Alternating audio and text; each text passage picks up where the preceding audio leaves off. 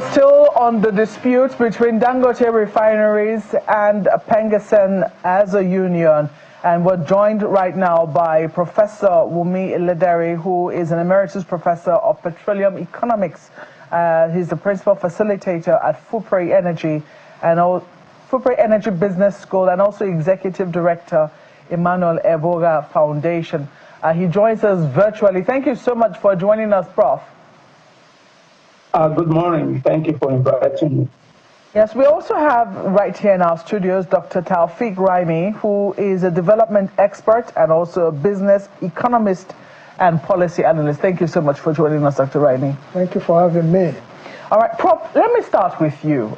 This is one dispute that I'm sure you must, maybe it's a different type of dispute, because now we're talking about a Nigerian business entity, a Nigerian investor that has had to cross several hurdles to get to, well, I say Nigerian business concern has had to cross several hurdles. I'm trying not to personalize this as much as possible, because Dangote Refineries is actually a company, an entity by itself that can sue and be sued. So in this instance, I mean, given all that you know about the hurdles that this particular industry or this particular industry has had to cross, what are your thoughts on this latest dispute with PENGASSAN? Thank you again. And it's understandable, and I hope you can hear me. This is expected because we are moving into a terrain that we've never been before. It's a new era in the downstream petroleum sector, and what we see is a fight for market share. Yes, PENGASSAN has the right on the basis of the Constitution. Dangote also has the right.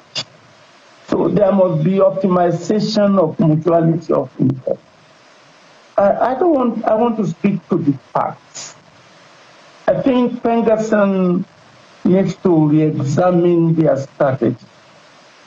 Because you have power, and the use of that power, if it can destroy the future, you need to be careful the way you use the power. Even when the PIA was being processed or conceptualized, PENGASSAN was more concerned about protecting jobs for their workers.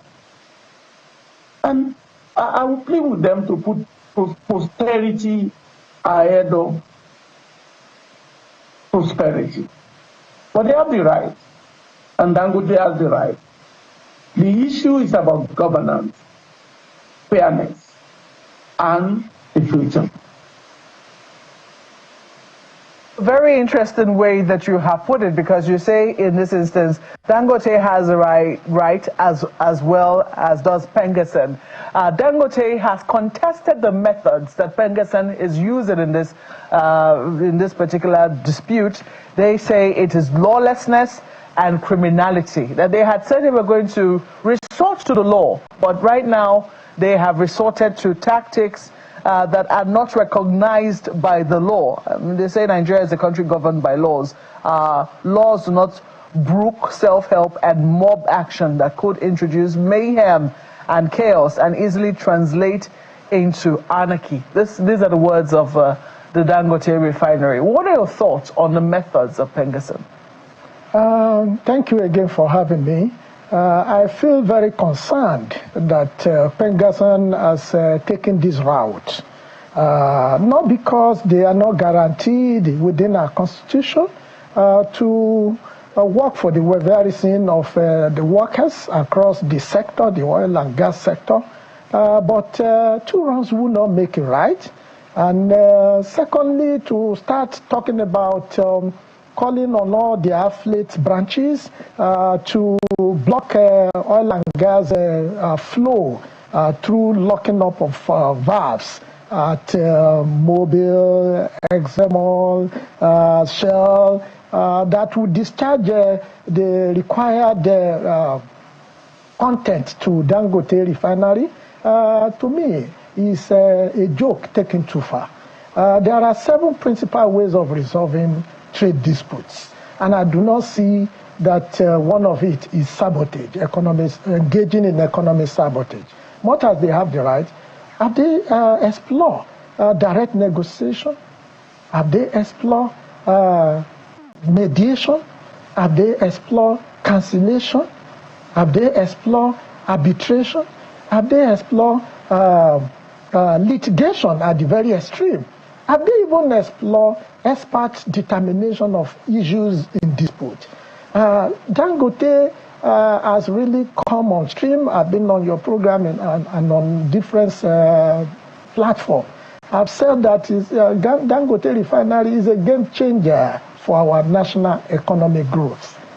And that is why I said it's very concerning when you now see the approach PENGASSAN is taking. Yes, injustice to one is injustice to all.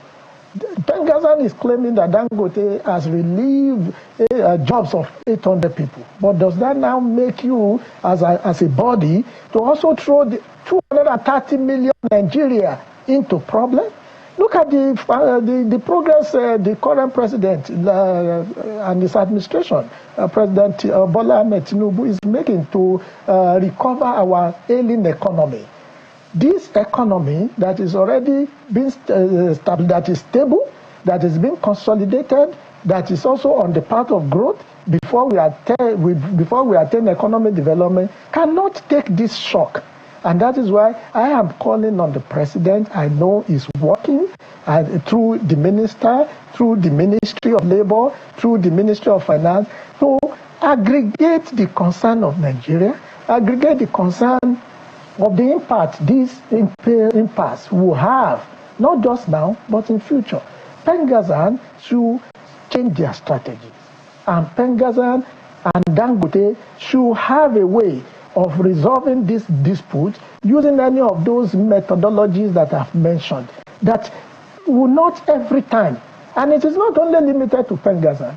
There are other ones that may be in front. So I'm suggesting what I call stakeholder approach in resolving this dispute, in resolving the crisis. We can prevent crisis. That is but people will also argue that one of the rights of workers when they are aggrieved is to down tools. And in this instance, if PENGASSAN feels aggrieved, don't they have a right to down tools? Oh, yeah. Why that is also taken. You see, if you go into unemployment, there are conditions that you will sign on. I am not holding forth for Dangote, but I'm being very objective here. I'm being very factual of what, as to me, is like we are battling different insecurity. There's energy insecurity. If this happens, if this shutdown happens, yes, workers can down too. But before, and Dangote too, the only aspect I'm also looking at is, do they follow all the processes before laying off these workers? If you hire, you can fire. But there's also a process to fire. PENGASSAN was not there when Dangote employed these people. And I don't think PENGASSAN should be the one that would determine how they should be laid off. However, if truly the president of PENGASSAN, who also doubles as the TUC president, on one of your programs yesterday, said that they served Dangote a letter a week ago today, and that the fact that these 800 people, or about 1,000, have expressed the willingness to be members of PENGASSAN, and that they requested Dangote to remit, to check off dues and remit it to Dangote, to them, and that it is based on that Dangote also now, a kind of victimizing the award by 3 or 4 days after relieve those people. I don't think that timeline, except those people have also been given queries that you can't do this and it's within the right of Dangote to follow the rule. Why workers can down too? They also must follow process. Just like if Dangote will also relieve them, process must be followed. But no investor, whether local or foreign, will allow jeopardy to an investment of 20 billion, even if it's an investment of 1 million naira. Let alone 20 billion. So I think we have to balance. It's a delicate balance, truly. Workers have the right, and their concern must be protected. We are all workers one way or the other. We want fairness, we want justice. But we also should not take laws into our hand, especially when there are contractual agreements. Workers can be relieved summarily. Maybe that's the one Dangote has used here. Well, so the question is, because I have read the Dangote statement, I've read it through and through, and The title of it is basically what it focuses on. PENGASSAN and its lawless directive. It doesn't speak to the issue which PENGASSAN has raised, which is the firing of 800 Nigerian workers and their replacement with 2,000 foreign workers, according to the allegation of PENGASSAN. From your knowledge and your experience in this particular sector, how do disputes, I mean, I do not know if there's been any instance of this sort of dispute arising with other oil companies, and how this sort of dispute have ended up being resolved. Prof, the question is for you.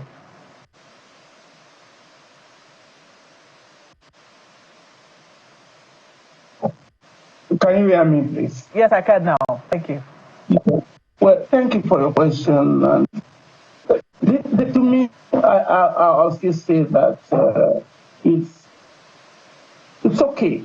Everybody is using whatever tool they have to gain market share, and everybody is avoiding the right approach.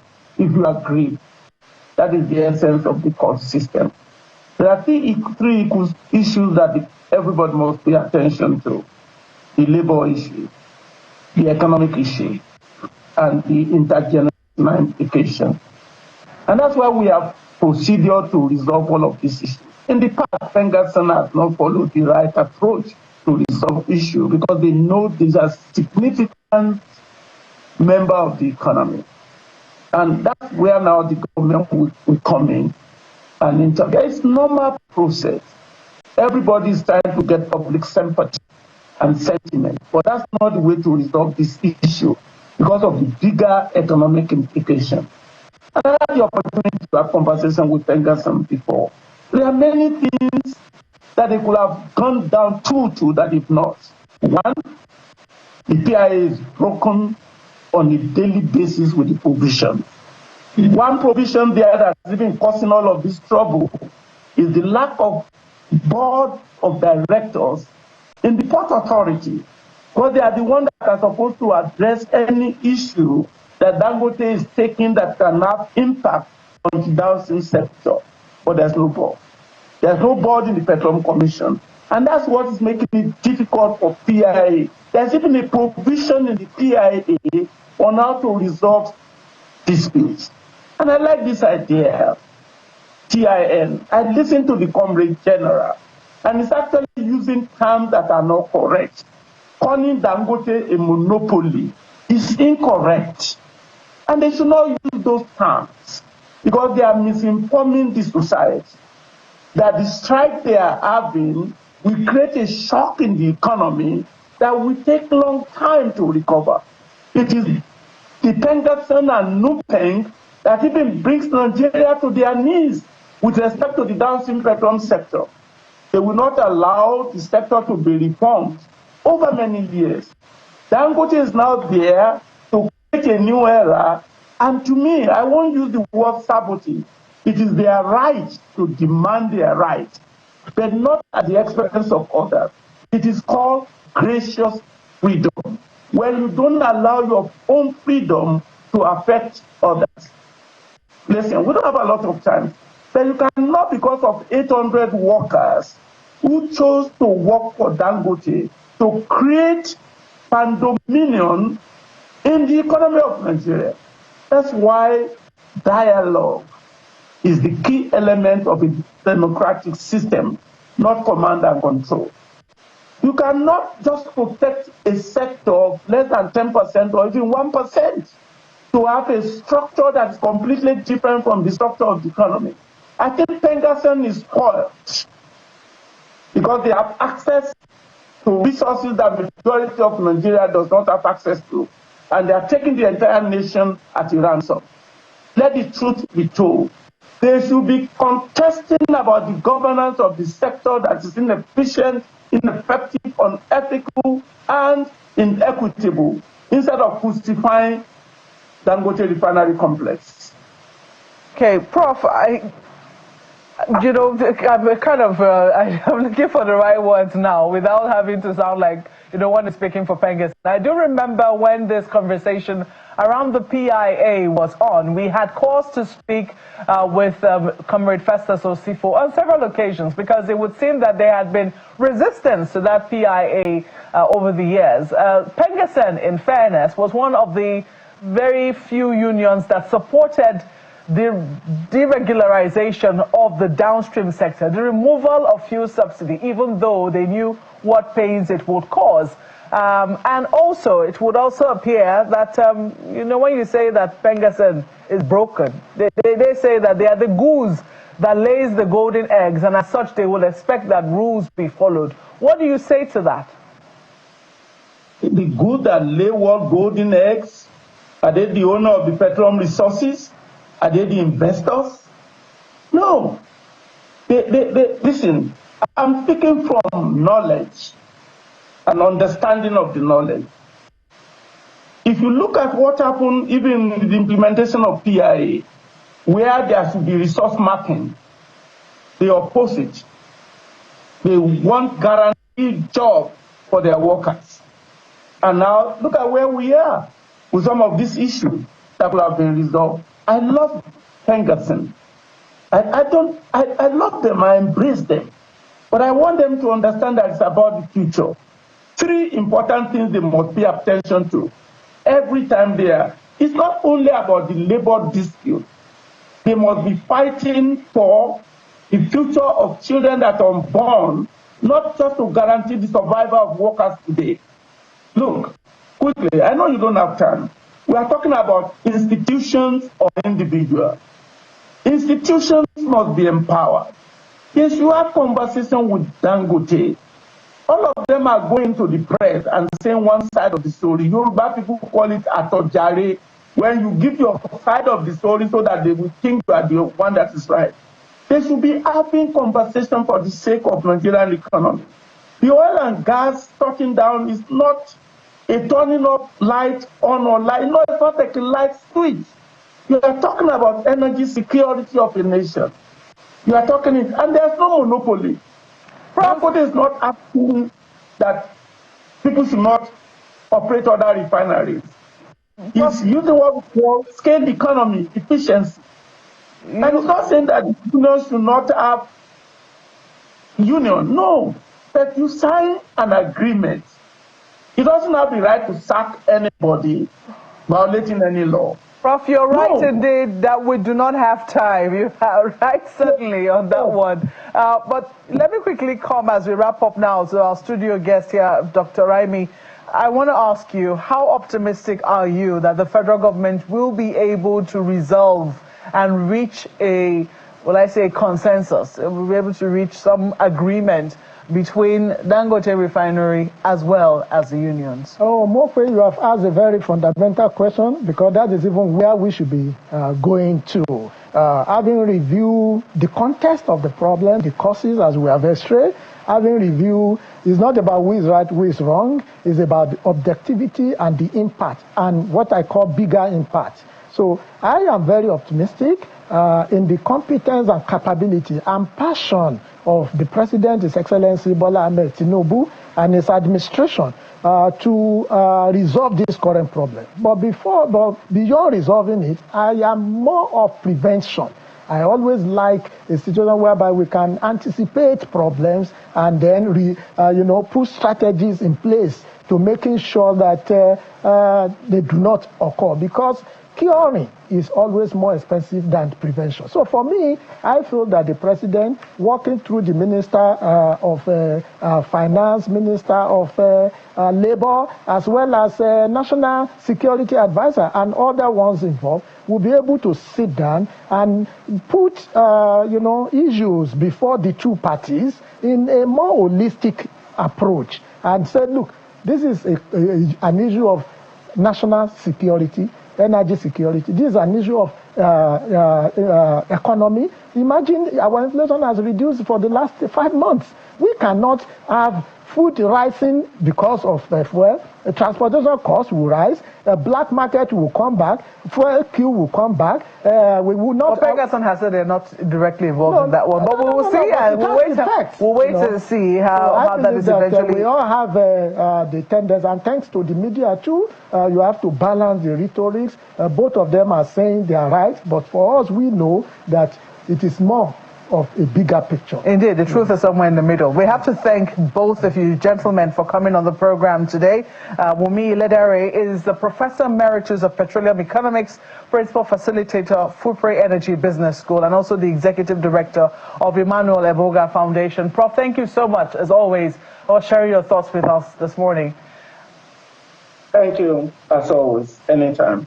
And Dr. Taufik Raimi, development expert, business economist, and policy analyst. Thank you so much for coming on the program this morning. Thank you for having me.